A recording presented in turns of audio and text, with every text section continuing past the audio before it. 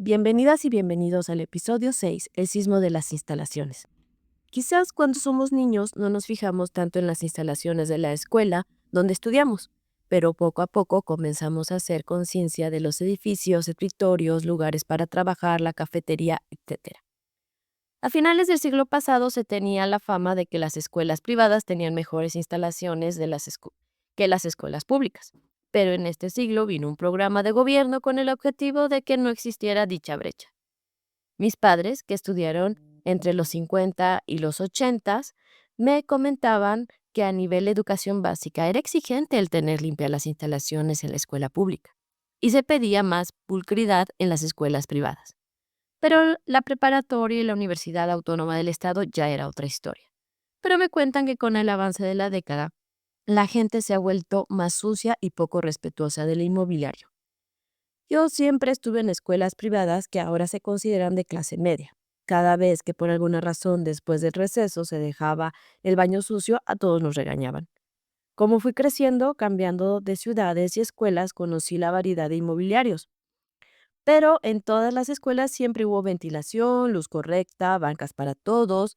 Claro está que en la secundaria el inmobiliario dura poco y para la preparatoria teníamos un inmobiliario clásico de escuela católica de pupitres de madera, a pesar de ser una de las mejores preparatorias de la ciudad de Querétaro en los 90. Cuando entré a la universidad, tuve la gran fortuna de estar en instalaciones muy buenas, amplios espacios verdes, inmobiliario para cada especialidad, ventilación, estacionamiento y bajo ruido exterior, pero la educación de la gente en los baños es una asquerosa historia. Cuando empiezas a laborar en el área comercial o empresarial, también se da uno cuenta de la diversidad de inmobiliario, las casas que son despachos, oficinas, comercios, microempresas, etcétera, donde tienes que convivir con la educación del equipo de trabajo, la limpieza, la falta de correcta ventilación, luz inadecuada, estacionamiento en la calle, etc. A pesar de todo, trabajar en una plaza comercial es muy diferente a una empresa improvisada en una casa, pues algo así sucede en las instalaciones escolares. La mayoría de los estados en México tuvieron su Universidad Autónoma del Estado. Décadas después, debido al crecimiento de la población urbana, se autorizaron las universidades afiliadas o privadas. En Puebla tenemos nuestra historia de separación entre comunistas y católicos con el nacimiento de la UPAEP.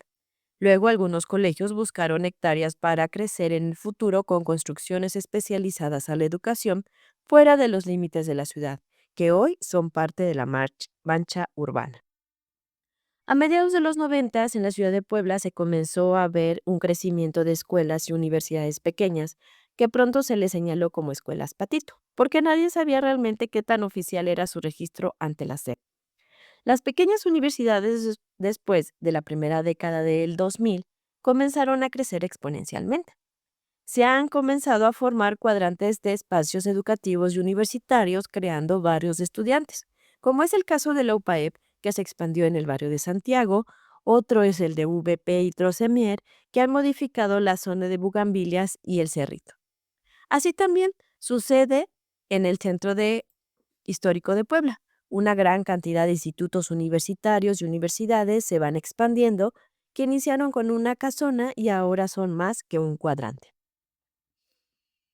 Si bien el centro de Puebla tiene historia con edificios educativos desde el siglo XVIII, hoy en día las instituciones privadas ocupan casonas del mismo siglo hasta edificios del siglo XX que fueron creados para otros usos. Habitar el centro histórico es un reto. El agua, la diversidad de ambientes en la zona, tráfico, manifestaciones, etc. Estos retos se vuelven más intensos como va aumentando la población estudiantil. Falta de ventilación, incorrecta ergonomía en los salones, inmobiliario, pocos baños mal adaptados o decorados o con decoración barroca, colocación del pizarrón, escaleras metálicas altas, angostas, la administración de agua, salidas de emergencia, exceso de ruido de la calle, baja señal de internet por el grosor de los muros, etc.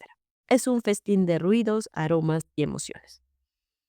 Uno como docente se adapta, es el trabajo, pero lo vuelvo a decir, cuando el equipo de limpieza hace un excelente trabajo, se vuelve agradable. Pero los estudiantes después del primer año comienzan a quejarse, el calor de los salones, lo desgastado del inmobiliario, los pocos baños que se agudizan en los cambios de clase. La falta de cafetería, no hay asientos para descansar, falta de áreas recreativas, áreas verdes, etc. Así, pronto se dan cuenta que la institución que eligieron no cumple con los requerimientos de un salón con ergonomía para estudiar, suficientes baños, disminución del ruido, etc. Lo dirán en broma, pero sí tuve alumnos que comenzaron a sentir tristeza, dejando de estudiar o buscaron otra universidad. Afortunadamente, estas preocupaciones fueron escuchadas y poco a poco se comenzó a hacer un esfuerzo por mejorar o ampliar las instalaciones, pero había salones que nos recordaban lo inadecuado de la luz. Pasan los años, es un 19 de septiembre del 2017, despiertas una noche antes hubo un sismo, tienes una mañana normal, subes a la primera planta, estás en las primeras horas de clase cuando en un momento inesperado se escucha un gran golpe en la pared que se replica 2 veces. Tus alumnos del fondo gritan y apenas entiendes que dijeron sismo, mientras los estudiantes se levantan rápidamente de sus pupitres y comienzan a salir. Cuando uno reacciona, apenas si sabes qué hacer, solo buscas que todos salgan, pero al salir del salón de clases te das cuenta que todos estamos atorados en el pasillo de las escaleras. Algo pasa en planta baja, que no podemos salir, y de repente viene otro movimiento sísmico aumentando el estrés. Una alumna desmayada, una compañera administrativa pidiendo a un profe que ayude a llevarse al estudiante caída, yo gritando que avancen, todos estamos atorados. Después de un rato o un instante, una alumna me pregunta si vamos a morir ahí.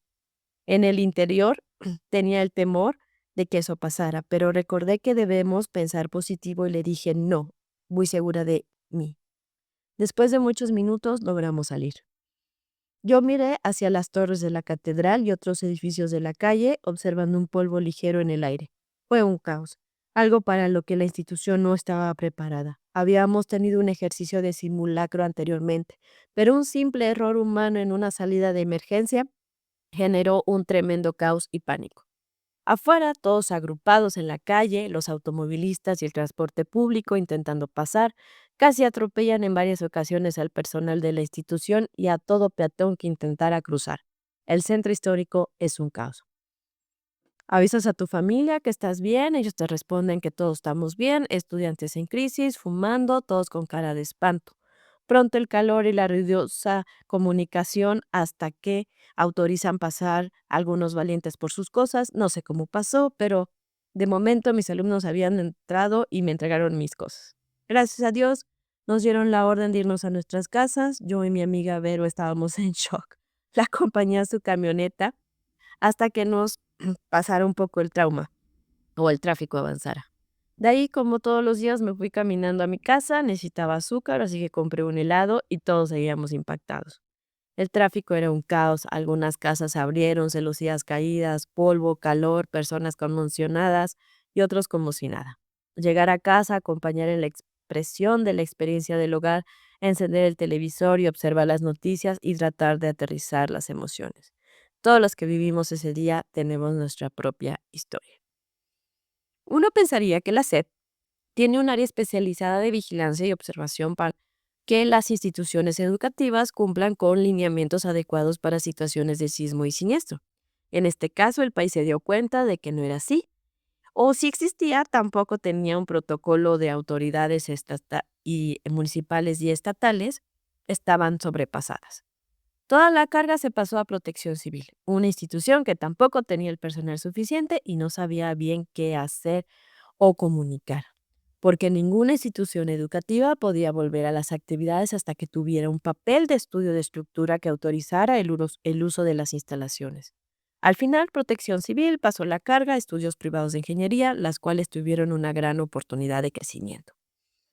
Una semana entera, sin saber si íbamos a regresar a clases, viendo la situación terrible del colegio Rebásame, de la cual todos pudimos ser víctimas.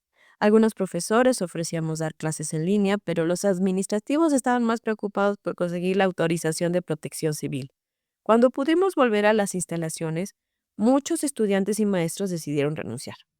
Y con todo derecho. Lo que habíamos vivido no fue fácil, incluso yo también lo tenía en mente, renunciar. Pero también sé que tenía que superar el miedo. Claro que no fue fácil en esa época. La institución había adquirido la casona de al lado y estaba realizando trabajos de demolición y mantenimiento. Y cualquier vibración o ruido similar al sismo nos alteraba. Creo que tardamos un año en superar el trauma. Después de eso, hubo un poco más de presión por estar preparados para estas situaciones. Más exigencia de tener equipos de emergencia, material contra incendio, escaleras y salidas adecuadas para la población. Prácticas con municipio para direccionar el tráfico y otras más que sabremos si valieron la pena hasta que suceda otro sismo, que no quiero vivirlo en el centro, pero es una realidad de vivir en las zonas sísmicas. Cuando cambié de institución educativa me puse a pensar más en las necesidades de tener claro nuestros planes de contingencia. Pero en esta escuela, en el tiempo que estuve, sus acciones fueron pocas, luego vino pandemia y el regreso presencial creo que solo hubo un ejercicio de simulacro. En la actual institución en la que me encuentro es otra historia porque está diseñada para el estudio y no es una adaptación, se vive otra historia. Cuando nos tocó un pequeño sismo hace 2 años, el miedo siempre existe. Y los recuerdos del sismo del 2017 que nos marcaron salen a flote. Y me ha tocado conocer historias de estudiantes que lo vivieron en la Ciudad de México, perdiendo familiares y seres queridos. A una gran cantidad de mexicanos les tocó el sismo del 85, luego del 99, cercano del 2017, y ahora muchas familias se han tenido que mover por la violencia humana. Desde hace más de una década, siempre existen situaciones en la vida, pero el tener instalaciones adecuadas, equipo, capacitación, planes en práctica pueden ayudar. Sí, tener instalaciones adecuadas debería ser un factor para elegir dónde estudiar, pero eso es solo un lujo para quien lo puede pagar. Gracias al sismo, la UAP decidió ir moviendo su población estudiantil y administrativa fuera del centro de Puebla, mejorar algunas de sus instalaciones modernas. Debido a que somos una de las ciudades más pobladas del país, que creció a la mala como toda ciudad, quedan pocos espacios para crear edificios educativos con calidad. Si bien hay edificios educativos en el centro que deben ser demolidos y renovados, la población debe entender que por mucha historia es mejor tener edificios de calidad para la educación, que tener un edificio que siempre está en peligro para la vida de los estudiantes y personal docente. Renovar estos espacios para evitar una tragedia como el Colegio Rebasamen o la Guardería ABC. Por alguna razón, se generan conflictos. Solo espero que los dueños de las instituciones educativas sean más conscientes de la importancia de tener buenas instalaciones, cumplir con los lineamientos de seguridad e higiene, ejercitar los simulacros, porque también es parte de la enseñanza. ¿Y para ti, cuál es tu experiencia ante estas situaciones? Compárteme tu historia. Gracias por escuchar Docente 71, episodio 6, El sismo de las instalaciones. Nos escuchamos pronto.